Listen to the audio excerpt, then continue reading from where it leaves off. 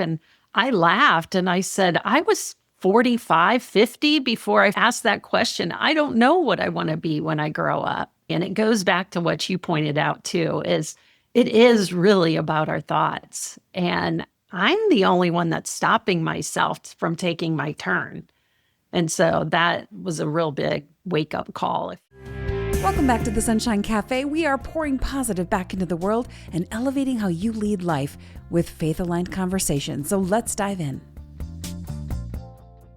Welcome back to the Sunshine Cafe. I am Lisa Roers, your host, and I am so excited today for you to meet my guest. Shari Biery has just released her very first book. We're going to talk a little bit about that. It's called It's Your Turn, and her work takes her to so many different corners of our psyche and our personality, because she likes to work with women to help them rediscover themselves. And who doesn't really need to do that, especially if you've had children or have had a career change and something that's kind of forced you into a new reality.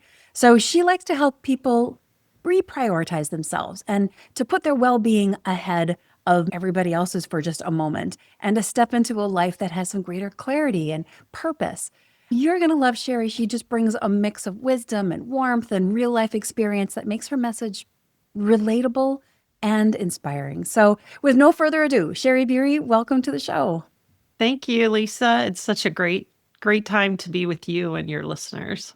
You and I connected a long, long time ago, actually, and we've kind of been in and out, and you've been working on this amazing book. And for those who are watching the video, you can see this is what it looks like. A beautiful book, the light blue cover called It's Your Turn.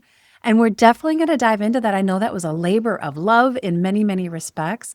And you've got a wonderful background too. Your husband, military background, lots of different, when you are military, anybody who's in military or knows people who are, you have a lot of exposure to different places to live and things to do. So let's dive a little bit into your background, because I know a lot of that was what poured into the book. So let's talk a little bit about your background and how you got started there.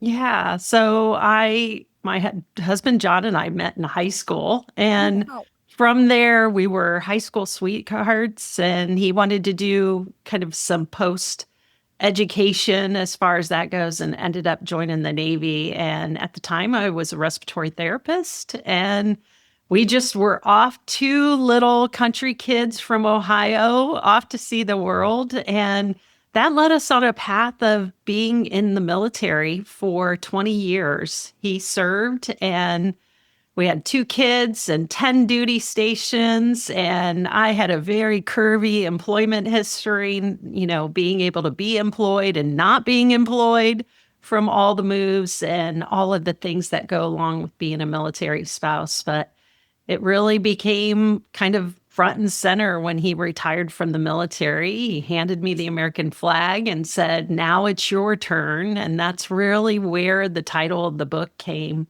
And I realized at that point in time, I really didn't know what my turn looked like, because I had been so focused on everyone else.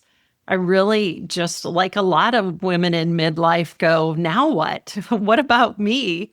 And I had realized at the time that I was carrying a lot of things, stress and just the different pace of life, that it made me pause and really understand that I didn't necessarily need his permission to take my turn. I needed to give myself permission to take that turn. And so it just really put me on a path of self-discovery and falling into coaching, and just really understanding that we all get to be who we want to be in our lives, and what we want for ourselves is totally in reality for us if we really set our mindset straight and really get in the right environment and the right support. Yeah, I think you hit the nail right on the head there when you're talking about mindset, because that's where it all begins, where it all stems from. And I think it's so much easier for all of us to follow direction. Somebody, tell me what to eat, tell me when to work out, tell me what to do, I'll go do it. It's a whole nother skill set to figure out what we want of our own self. So someone might ask me, what are your dreams? What do you want to accomplish? And quite honestly, Shari, I have moments where I'm like, I don't know. I'm really good at taking care of my son. I'm really good at helping and supporting my husband. What do I want for me? How do you coach your clients through just figuring that out? Yeah. Yeah. It's really, it's such a common thing that I hear too is women. I forgot what it was like to have my own dreams, my own desires, because we are focused on so many others. And it becomes a beautiful conversation of like visioning into going back to who you really are, who you were created to be in that sense, and just answering that voice that's inside you of when you have those little nudges or those God winks of like, this might be something to explore. What is something that you're deeply passionate about? Or what is something that maybe was something that you were interested in before kids and now it's resurfacing again? And that's the great part is just being able to have that conversation, and it's like mining for gold, Mm. really. It's asking questions and letting the answers come out and not being judgmental on it, but just really interesting what comes up. And it even surprises, I think, so many people. I can't believe I just said that. I haven't said that to someone. Those kind of things come out. And so it's fun to see that. And then there are those, I call them the gremlins, the things that stop us from taking that action. So that's where the conversation just progresses into what holds you back from doing that, like what's in your way, because it becomes about vulnerability and being able to share maybe what's something that's kind of been hidden for a while. It's kind of like, that story that they say about the prisoner who's stuck in this cell, and he was stuck there for years and years until one day he accidentally leaned against the door and it opened Mm, because it was never locked. And how many times we are stuck kind of in our own prison cells without realizing it. And I think I'm prone to that as well. I've always taken care of people like all my life since I was like 7. So it's really hard to excavate what it is I want. I've never had that freedom to really think, what is it I want? I've always been required to take care of someone. So I think that's probably true about a lot of women and men too, for that matter. There's so much responsibility put on them that when the door opens and you're given an opportunity to say, okay, what really lights you up and what is it that you want to do? What is it? yeah. Yeah. And I think the thing to think about here too, or at least really acknowledge, is sometimes we think we have to have it all figured out right away, or we're waiting for this like light bulb moment and it's going to happen kind of Crystal thing. clear. I'm going to be a lawyer and it's going to be this area. Yeah. Exactly. And, being a military spouse taught me this is really like, what's just the next step? What is the thing that you can take from that experience or the experiences that you've had in order to be able to find your path and know, like, this is a direction. Maybe this is the nudge that I needed. Or you discovered something that came out of the clear blue from a different direction, and you were like, there it was. And it just became obvious for you after talking about it. And I think it's just so important to realize, our young people now, I have 2 young adults in my house and going to grad school and stuff. And, for so many years, especially the college years, they were like, I don't know what major to declare. I don't know what I want to be when I grow up. And I laughed and I said, I was 45, 50 before I asked that question. I don't know what I want to be when I grow up. You're never finished, right? It's like we're just in an opportunity. And it goes back to what you pointed out too, is it is really about our thoughts, and how we are thinking about things determines our reality in our world. And the circumstances around us may be what they are, and it's how we react to them. And that was where military life taught me how my circumstances many times determined kind of how I thought about something and held me back from doing some of the things in my own path and my own career. But realizing afterwards and looking at it thinking, I'm the only one that's stopping myself from taking my turn. And so that was a real big wake up call. Yeah. Yeah. I love that whole idea of, I don't know what I want to be when I grow up. Sherry, I'm not sure I want to grow up. That's the first thing I got to figure out. You and I were talking actually before we hit record just about what a difference in perspective and mindset it makes when we start looking at things as temporary. And I actually think that's a very healthy way to look at things from both our children who are trying to choose a career. For whatever reason, there's this mentality that it has to be the career, the thing I do for the rest of my life.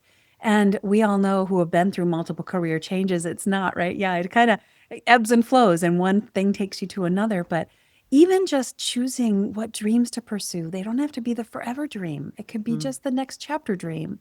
So once you got handed that flag at your sweetheart's retirement ceremony, was it crystal clear to you what your next turn was going to be? Absolutely not. I did not know. I just knew that I was going at an unbelievable fast pace, an unrealistic pace in my life. And at the time, I was hitting perimenopause. So it was like the stress of all of it. And then having those symptoms amplified even more with the way I was living and just not paying attention to what was going on with my body, that my first answer was, I just want to disconnect from the world, not ending anything, but just like taking a pause and taking like, I just need a minute. But what it ended up turning out was I did leave a job that I was in at the time, and I really didn't have anything planned after that, but I just knew that I needed a summer sabbatical, if you will.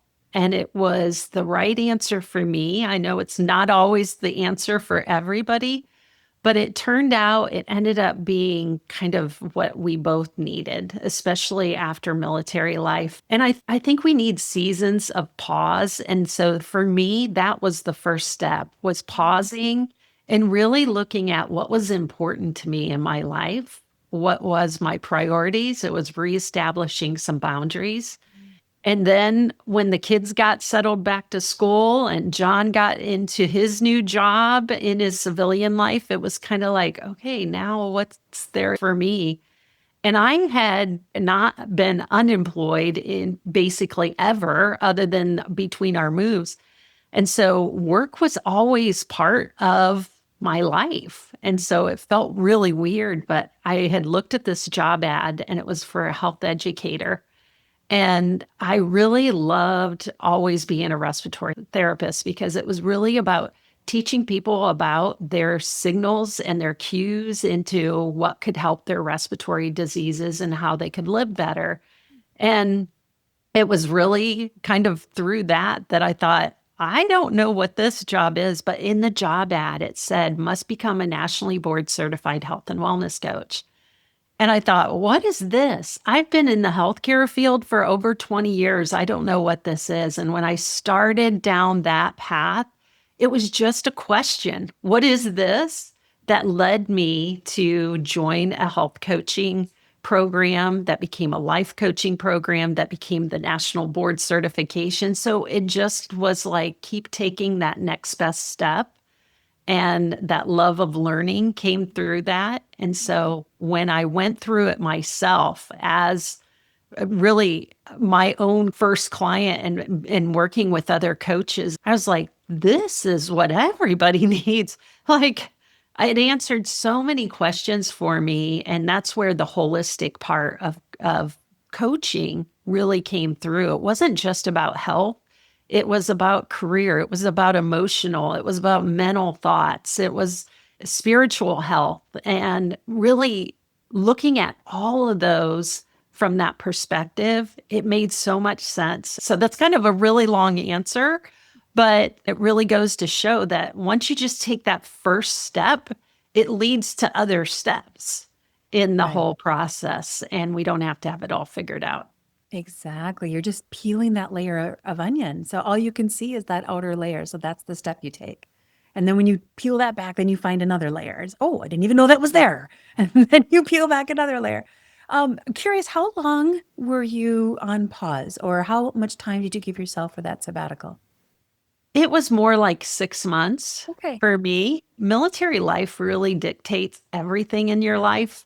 So, I always used to say we could never plan a vacation. If we did, we always had to be flexible. So, this was the first like 3 months we had where it was like, what do we really want to do? So, it not only became my discussion, it became our discussion and our family's discussion. And so, we just kind of infused a lot of fun and joy and rest, and just it was several months for me. Then it became that path of like, what do I want to do, kind of thing. And then I started my business within the next year.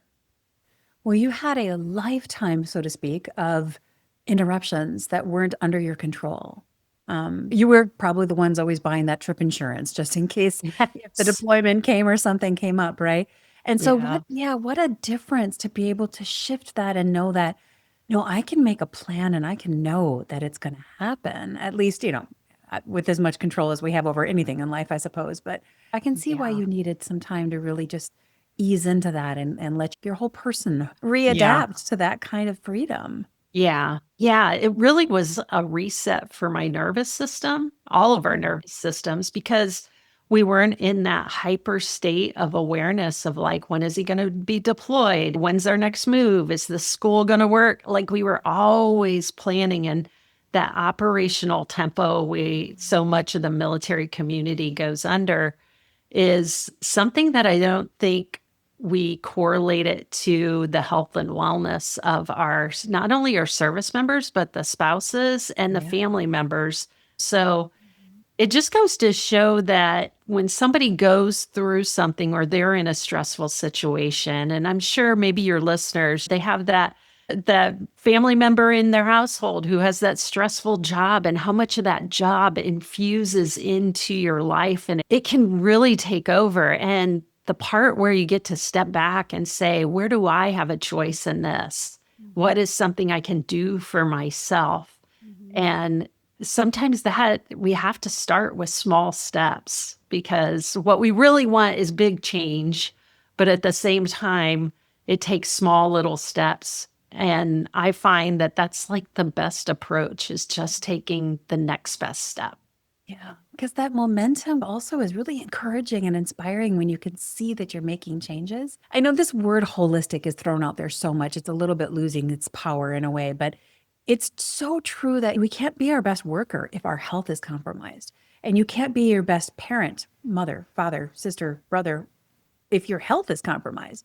Because if you're eating poorly, that affects how you react to things, that affects how patient you are, that affects what kind of creative ideas and solutions that come to the table. Everything is so intertwined. So that's going to bring me straight back to this beautiful blue book you wrote, because I think all of those things were probably at play when you sat down putting pen to paper to start writing this. So tell us a little bit about that process and why this book means so much. Yeah. It ended up being like the book that I needed at that time, is what I really felt like. And it was just really rediscovering myself. And so I really wanted readers to walk away with actionable steps, small steps that they could take. And so over the course of coaching women, I've discovered there's themes that always would come up. And so I developed this acronym called CALM.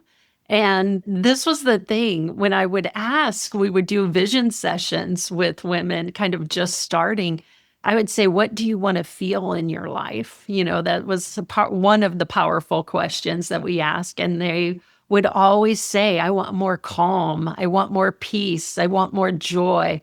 That comes out so often. And as I was going through this on myself and clients, I started looking at this calm, and I'm like, okay, C stands for clarity, clarity for who you want to be and what you want in your life. And we don't have to have it all figured out, but there's tools in the book for focusing on each of these parts. And then the A is awareness, awareness to what is slowing you down. We all have those negative thoughts or those excuses, procrastination, all the things that come up.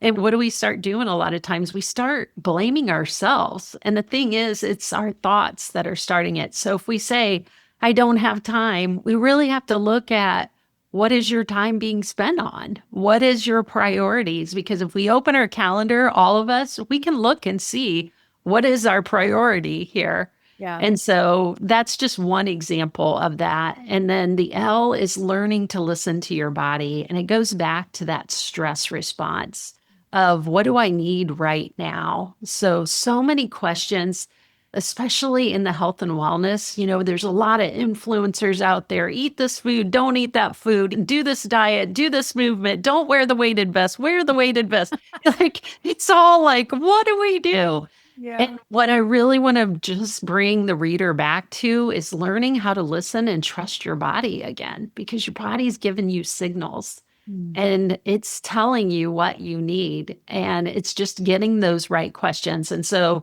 the learning to listen to your body is about primarily food, movement, those strategies of how do we rest? How do we give ourselves that time? And then the M is mindset to say yes to yourself every day. And looking at rest being a big portion of this is rest is a possibility generating activity.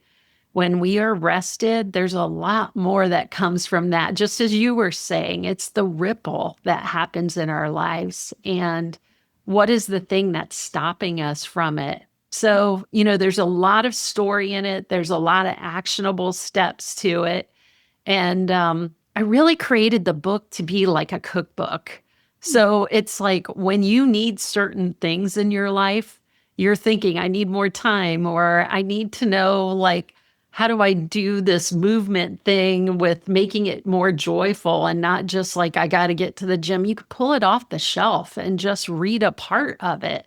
And a story might inspire you. And the journal prompts through it that I put through the book was really like being able to take those actionable steps. So the response has been really beautiful to get messages back and see the reviews of people who said, I read this and it was just what I needed right now. Just Mm. giving ourselves the permission slip. And that's what I really wanted to anchor in for everyone. Yeah, that's fantastic. I love that. I am curious. What was one of the toughest things about writing this book? Mhm. I think it was being very vulnerable and writing at a deeper level. I had some phenomenal editors and a lot of beta readers that I would give it to and just say, what part do you like? What do you want to know more? And the editors were so great. There were a couple spots where they were like, oh, I want to know more here. And it really was a lot of writing deeper or slowing down because a lot of times we don't want to feel certain things.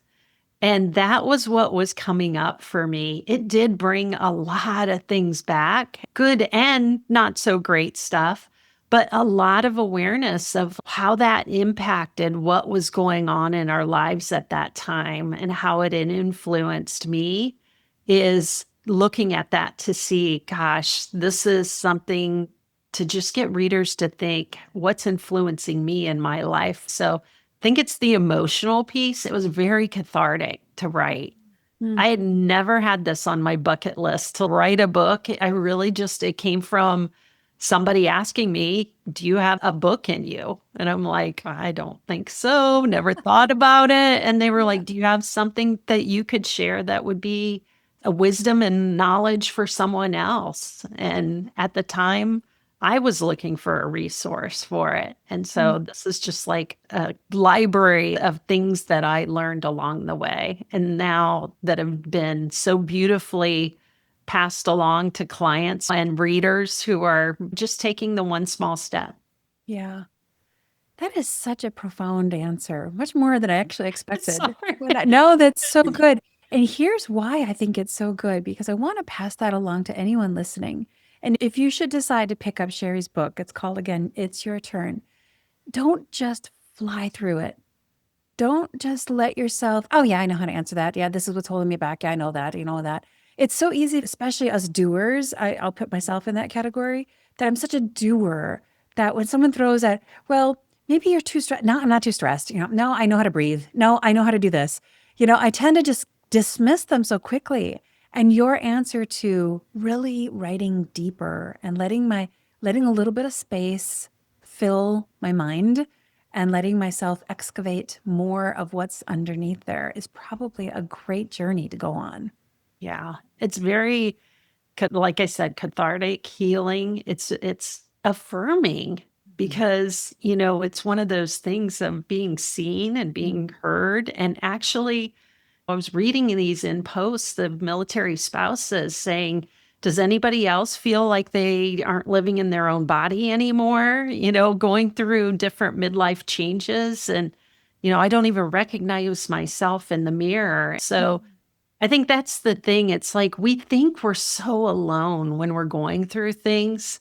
Something that I really take a lot of value and heart in is hearing other people's stories and seeing ourselves in other people's stories, or the connection to what you're learning from them or what can help your journey is so important. If there's anything that anybody can walk away with, it's like what we can do to help each other is really important.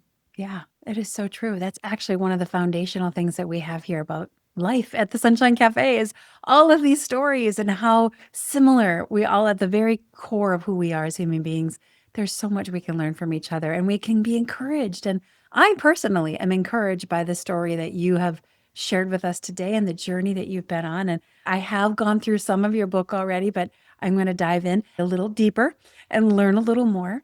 So I'm very excited. Thank you for all of that. Now, do you do coaching online or just locally, or what is your offering there? Yeah, I do. I have coached people from all over the world. I do one-on-one coaching, I do group coaching, I do group speaking and keynote speaking. So that's something that's really come up in the last year. And that's been fun because getting out and meeting people, especially when we do work from home, is Mhm. a fun way to interact and connect. So, and I do workshops and all kinds of things to offer clients and listeners different opportunities to get help.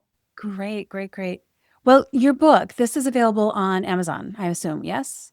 Amazon, Barnes and Noble, it's on audiobook, so it's on Yeah. all anywhere where you listen to your audiobook. Excellent. And you read it too. You're the narrator, right? So Yes. Yeah, I we were love just hearing books from the people who wrote it. They know the topic better than anybody. So Well, I'm such a big consumer of audiobooks and I love hearing authors read their stories. yeah. And so it was just something, that came up for me that I was hearing other people say, well, is your book on audiobook? And I'm like, Yeah, oh, I it's love that. Put it free. on, go for a walk. Kind of, yeah, it's so great. Exactly, exactly. So I hope it gives the world a bit of encouragement and hope, and knowing that no matter what your situation is, the possibility to just take one step in the direction of where you want to go sets you on such a beautiful course. And, there is no such thing as failure, right? It's only feedback. We take that step and then be able to take the next step. Yeah. So, and do it with hope and encouragement.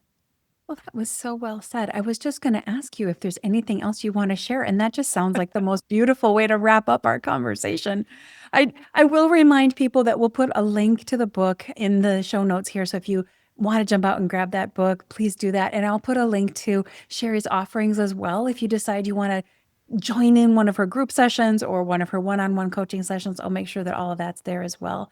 But in addition to that beautiful thing you just said about just taking that next step, is there any final thing or encouragement you'd want to share? I think it's really just remember, no matter how many times you think to yourself, I don't have time, I don't have permission, or I can't do that now, I'll do it when, just to breathe, take some time to really anchor into, because you get to take this time for yourself, you're going to show up for everyone around you so much better. And so you are so worth it. Absolutely. I love that. You are so worth it. And you're going to serve everybody better by serving yourself. Yes. Oh, Shari, thank you so much for being with us on the show today. It's such a pleasure to see you every time we get a chance to chat. So thanks for stopping by. Thank you for allowing me to share some time with your listeners. Shari's topic is so relatable because we all need a purpose and we all need focus. And that focus and purpose changes throughout our life as different seasons of life kind of weave in and out of our world. So I have 5 amazing takeaways for you today. Number 1, you do not need to have your whole future figured out. You just need to figure out the next step. Lasting purpose is achieved one faithful step at a time, not through a perfect master plan, which details every single step you're going to take for the rest of your life, but instead just leaning into what God has for you on your mind and your heart right now and taking that very next step toward those desires. Number 2, it's really never too late to ask, what do I want to do when I grow up? Every season of our life is an opportunity to rediscover your purpose and embrace your next chapter. We are always evolving. We are never the same from year to year, or decade to decade for that matter. So it's okay to give yourself some time to just ask that familiar question. What do I want to be when I grow up? Number 3, taking care of yourself isn't selfish. It's actually the most important thing that you can do for everyone in this life who loves you and cares about you. And it is also your true and proper worship for God as well. How you feel impacts everything about how you show up for everyone else in your world. So make sure that you get rest and set and enforce those healthy boundaries. Take care of your physical, emotional, spiritual, and mental health. And then don't forget to make some time for just personal growth, stepping toward those dreams that you have, because that will give you purpose and will ignite your passion. Taking care of yourself will exponentially strengthen your ability to serve and enjoy the people you love. Number 4, find more calm. Shari explains to us that framework that she created that's called CALM. C for clarity about who you really want to become. A for awareness of what's holding you back. L for learning to listen to your body and what it needs. M for mindset, which gives yourself permission to grow and pursue and maybe take a risk, but the permission to pursue something that's really important to you. And finally, number 5, the life you want is waiting for you, my friend. You only need to get clear on what it is and then begin stepping toward it. Remember though, it's never going to feel like the right time. You may never feel like you are ready. In fact, others may not specifically ever give you permission to even step into it. You are the one that has to choose it. You have to step into it and prioritize it and give yourself permission to move forward, even if it's messy, imperfect, and just learn as you go. Just start to say yes to that next step, the next chapter, or that next season that God has for you, and you will be on your way. My friends, thank you so much for stopping by the Sunshine Cafe today. If this episode resonated with you, please would you consider sharing it with someone you know who might appreciate learning some of these valuable skills about finding purpose and taking that next step. And you know what? Normally here is the time when I would say until next week. I'll see you at the Sunshine Cafe. But I am stepping into my own pause to just refocus the podcast and all of the topics that we're talking about, to line up some new exciting guests and to pour into myself for just a few weeks here in the summer. So we are starting next week a little summer encore series to share the most popular episodes that we've had for these last many months, along with some new insights. And I hope that you'll enjoy those as we just take a little time here at the Sunshine Cafe to prepare the next things that are coming for you in the fall. So thank you so much for coming by the Sunshine Cafe, and I will look forward to seeing you next time at the Sunshine Cafe.